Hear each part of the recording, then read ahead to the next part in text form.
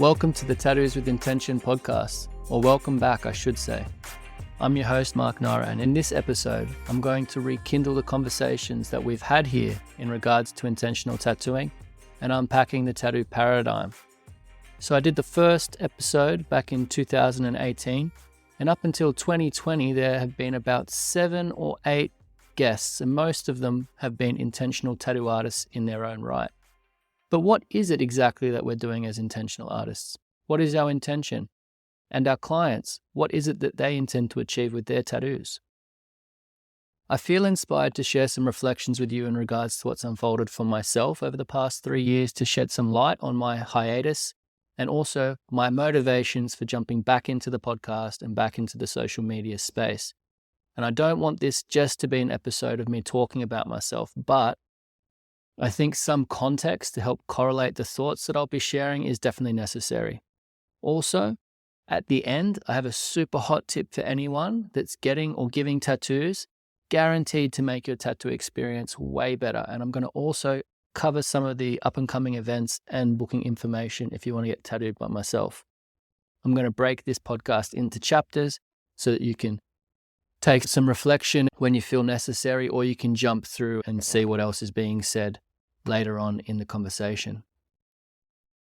The hashtag Tattoos with Intention was first used back in 2015. I went into Instagram and went all the way back through to check this, and it wasn't by myself. The first hashtag was actually put up by a tattoo studio owner in Brisbane that was promoting some of my work while I was doing a guest spot there. And at that stage, I didn't even know what a hashtag was. Like, quite literally, I was extremely clumsy on social media. I was a lot younger. I was with my now wife, and we were traveling around in our troopy, doing the van life thing, just seeing the country and tattooing. And it was blissful. It was lovely. Be that as it may, I did like the idea of the intentional tattoo label, so to speak. And so over a beer and some Japanese food with this studio owner, we talked about it. And she told me why she correlated what I was doing with being intentional in my tattoo practice. And I was already very aware of the therapeutic layers of tattooing. That's what I was implementing in my own practice. So at the end of that conversation, I adopted the tag and I started to add it to all of my posts. The closed circuit positive feedback loop had begun. So from that point, I continued traveling and tattooing for a number of years, and the seed of intentionality had definitely sprouted. And as it unfurled and defined itself, I did lots of different things in relation to tattoos with intention. I was a guest speaker at multiple events like New Kind Festival and at the Indigo Project in Surrey Hills. I gave interviews for different people that were having blogs and doing podcasts and that sort of thing. And I even did an exhibition. And all of the information related to the reframing of tattooing as a therapeutic art form. Now, if you fast forward to today, there are nearly 2,000 posts with that hashtag, Tattoos with Intention. And hundreds of artists are using it from all over the world and identify as intentional tattoo artists. I was looking through it all a few weeks ago, and at the same time, I had a client share a video with me on morphic resonance by Dr. Rupert Sheldrake. I'll link it in the show notes.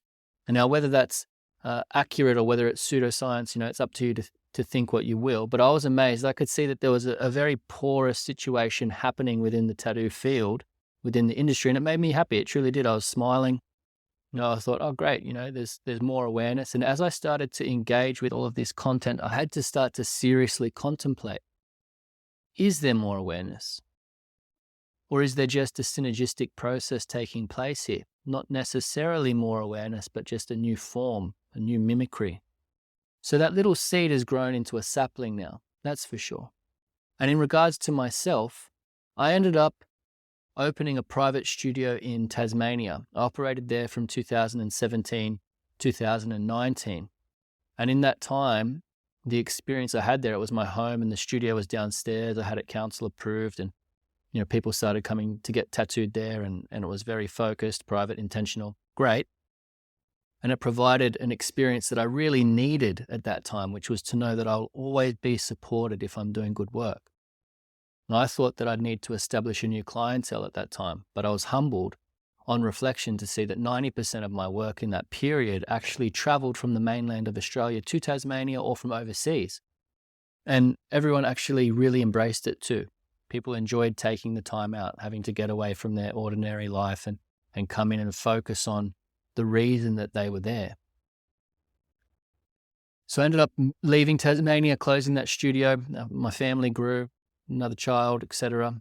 Life's currents and tides. And I ended up in 2020 formulating a walkthrough course called The 7 Principles of Tattoo Philosophy.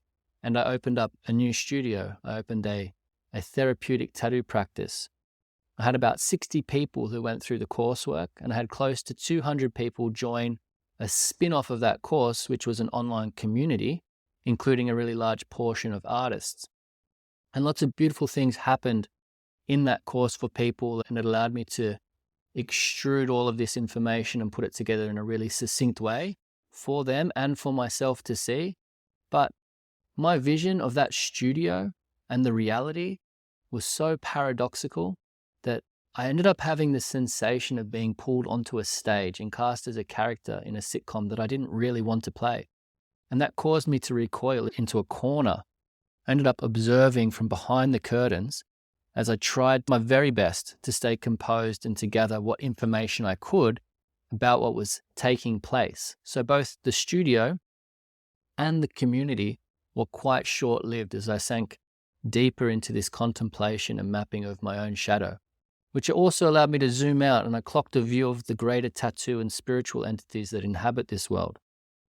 So at that time, I ended up leaving my residence and relocating some distance away inland on the Great Dividing Range. So that initial studio and my home were located in the northern rivers of New South Wales. And so the studio stayed open, and I relocated with my family inland about 3 or 4 hours. And I was just traveling back to the coast to tattoo on the weekends and to check in with the other artists that were in the space. So even though I felt like doing a complete backflip and shutting the studio down, that would have been the easy option. I also decided that it was a more honorable thing to just let the studio run its course, to take what I could from the experience, especially for the others who were invested in that space. There were other artists. I had an apprentice in there who was extremely dedicated and really held the place together while I wasn't there, and I appreciate him for that. I had another artist come on board during the pandemic, and I also had a good friend and another intentional practitioner who traveled all the way from Central Australia because we've been wanting to line up being in a similar space for a long time. So for them, I didn't close it. But the reality is that the studio ended up being flooded in 2022. So there was the Lismore floods, and it literally ended up filling the entire space with sewerage. And that clarified to me that it was no longer suitable for what I intended to do there. The place was now foul. To everyone that supported me and the other artists during that time financially and physically to clean it out, I really do thank you. Exactly why I ended up in that process, I can only take estimated guesses at. I'm sure there was a collective influence that was playing out, as well as the undoing of my own inner knots. Obviously, during that time period, the COVID pandemic was running its course parallel to what was happening for me, and that didn't leave many unscathed.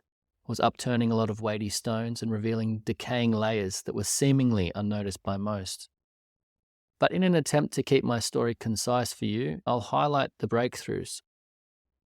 The endeavor for spiritual validity is not a place for commerce, and is definitely not the brochure of white linen and meditation on a beach. A lesson that I should have gathered much earlier through my connection to a really good teacher who never touched money and was not easy on the eye. God bless him, he's no longer with us. So a supernatural magnifying glass seemed to be situated over everything that I was doing and everyone I was doing it with at that point in time. And it revealed to me the utter profanity that exists in the tattooing and in the spiritual community.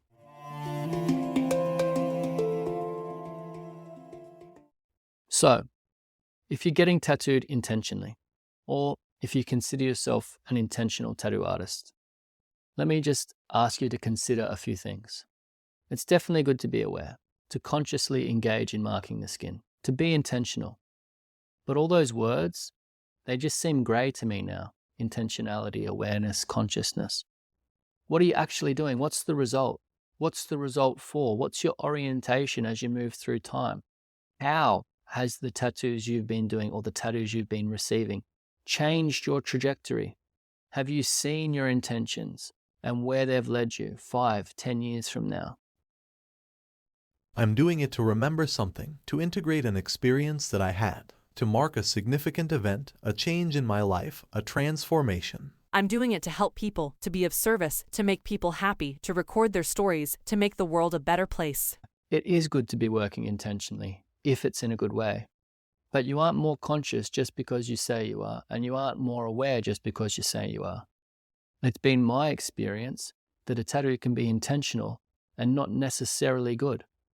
In fact, sometimes a good experience is the last thing that someone needs, just validating more illusions or enabling more dysfunction. How about challenge? If you're doing good work, then there should be a healthy amount of challenge. It's not all high fives when you're doing the work. Oh, but I'm not qualified to say what someone does or doesn't need. I don't want to judge anyone. It's their body. It's their choice. Sure you are. Sure you're qualified. Let me ask you this. If you saw a child dehydrated in the sun with no hat, no water, nobody around them, are you qualified to go up to them to offer them a drink or some shade? Yeah, of course you are. You have experience that points to an obvious conclusion, one that could potentially cause harm to this child. So they may say to you, no, thank you. I'm happy as I am. I'm soaking up the sun. My parents will be back soon. Or they might spit water in your face and tell you to leave them alone. But it doesn't mean that you're not qualified or that you don't have the responsibility to make your observations known, to offer a solution. You don't need to be attached to them, but you can definitely share them. So the reason that you wouldn't share must be that you feel like it's rude, or you're trying to be polite, or you feel uncomfortable, or you feel unsure. And where's that coming from? Why? Because there's the risk of not being accepted.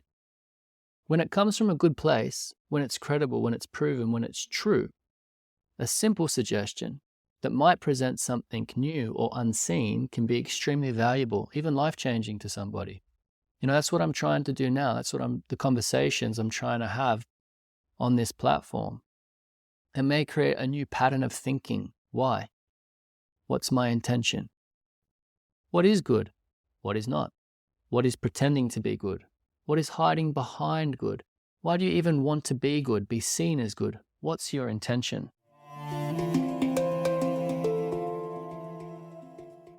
The word good is used synonymously with whole or holy. Pure, purified from evil disposition. Purified and holy brings us into the realm of the sacred. Tattooing, when it's done in a good way, is indeed sacred.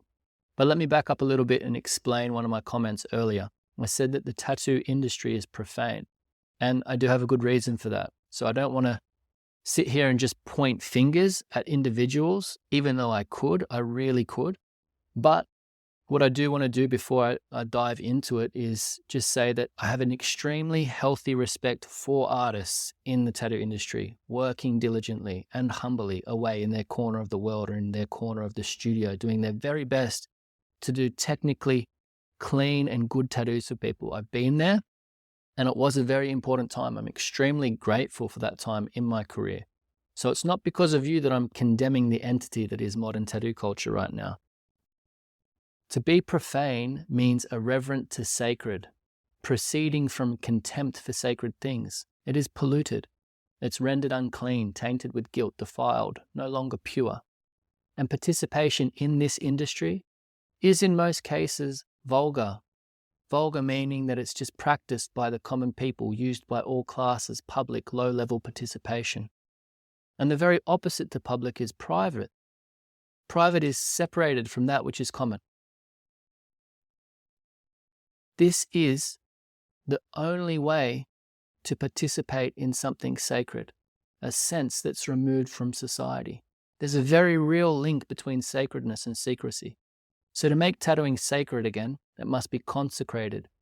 To be sacred is to be consecrated by ceremonies and rites and separated from the common to the sacred use. It's devoted or dedicated to the service and worship of the Creator. That's a really important note here. Something sacred isn't dedicated and devoted to yourself. It is beyond you. And only then will it be made venerable again. So, with those two opposing forms of participation, public and private, vulgar and sacred, clearly defined in our minds, even if it's just for this brief moment, before any internal conjecture arises, or you share these thoughts outwardly, only to hear an offended rebuttal. How are you doing in your tattoo practice, in your intentional practice? I'm not a hypocrite. I'm not asking you anything that I haven't asked myself. It is uncomfortable. But of course, if your intentions are good, all of you that is not true will surely be incinerated. Yeah, purification and contradiction, they share proximity. Being able to be humble, to see where refinement can be made in your practice and in your character is dignifying.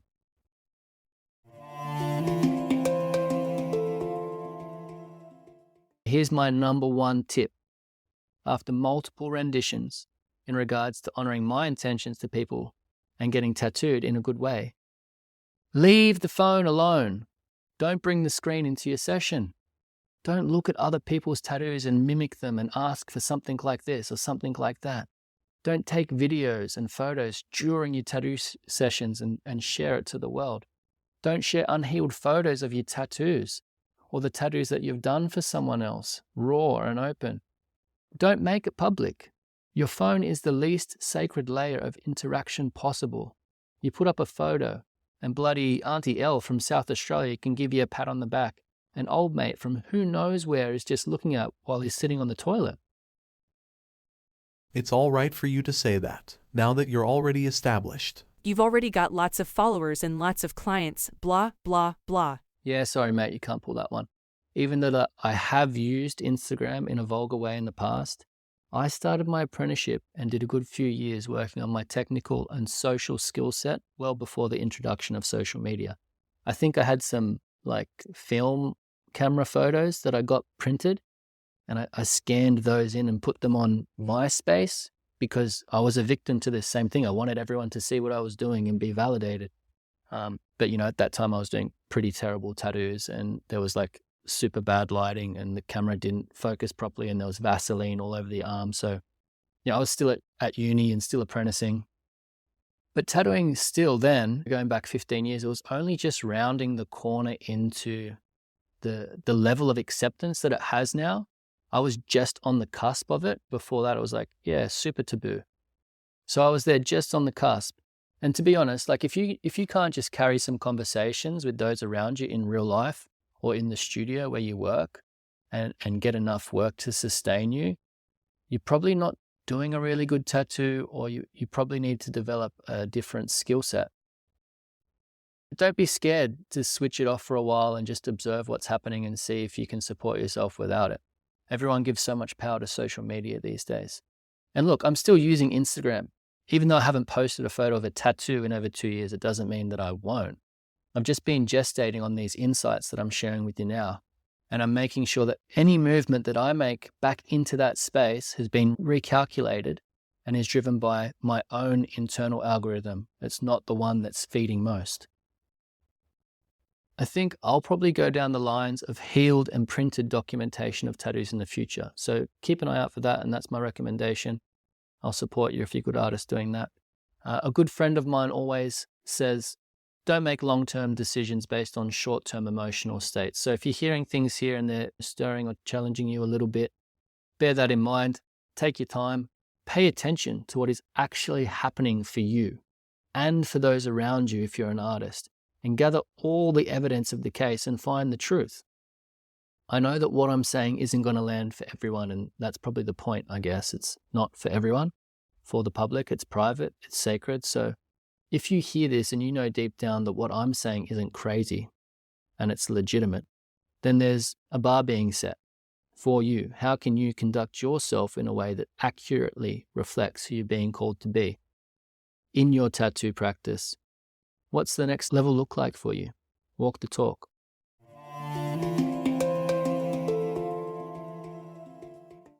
I have a few things coming up that I'm going to flag for you all before I finish in this episode. So obviously there'll be more podcasts coming out. I've already recorded a bunch of them. They're really good. I'm looking forward to putting them out. If you don't want to miss them, you can subscribe to the podcast channel on whatever platform you listen to it. You can share it if you feel compelled to do so. And you can even join the Tattoo with Intention podcast Facebook page and get a little bit of community interaction there. The year's wrapping up rather fast. We're already in the downward slope. I'm planning on doing an in-person presentation, having a little gathering of people in November. I think November 25th to be precise. The topic that I'm going to be talking on is tattoos and entities, navigating spiritual realities in body art. So if you'd like to come to that, just send me an email and I'll make sure you know the details when I know the details. It's going to be a very varied mix of people from different walks of life, at different stages and that sort of thing. There's already a lot of artists that have expressed interest in coming.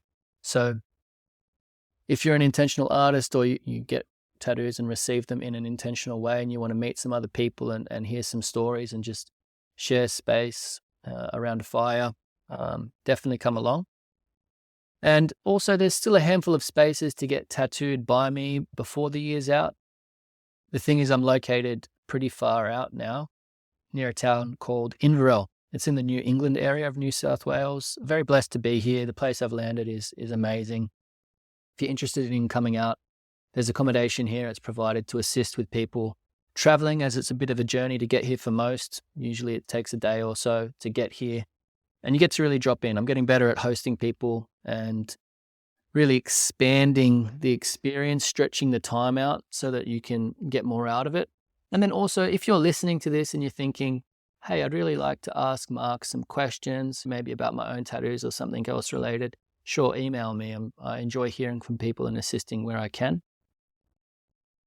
If you're an artist and you'd like to talk with me either on the podcast and do an interview, or you're an artist that's looking for some advice or some mentoring or someone that can help you in this area of intentional tattooing, some of the spiritual aspects, sacred aspects, I'm always happy to support people that are doing it, giving it a go. I can talk through this whole Instagram thing with you. I'm happy to help people make that move into disconnecting a little bit from the things that aren't real in this world and that are definitely having an influence on you, whether you're aware of it or not. I haven't not had tattoo bookings ever. Even when I didn't have Instagram, it's like just through what would come through the shop or the people that I just knew in life, I'm always a couple of weeks ahead, and that's okay. You don't need to forecast so far ahead. These days, it's like I'm always a few months ahead, and I'm not very active in these spaces anymore either. The times when I've been like a year ahead, back in the day working in private studios, it's way too much work. And I only had like a handful of followers then, a couple of thousand followers. I don't understand. Why do people need hundreds of thousands of followers? Like, if they're active and they're people that are actually going to work with you, like you're booked out for 100 lifetimes. That's crazy. Anyway, so it's not essential. Like I said before, don't give it too much power. The work's always being curated. You're being looked after if you're doing things in a good way. And lastly, I just want to thank everyone that does get tattooed and that does do tattooing in a good way. I know you're out there. I appreciate all the support that I get from everyone as I work through all of this stuff myself on my own journey. So thank you once again. I'm really glad to be back, and I hope you enjoyed this podcast.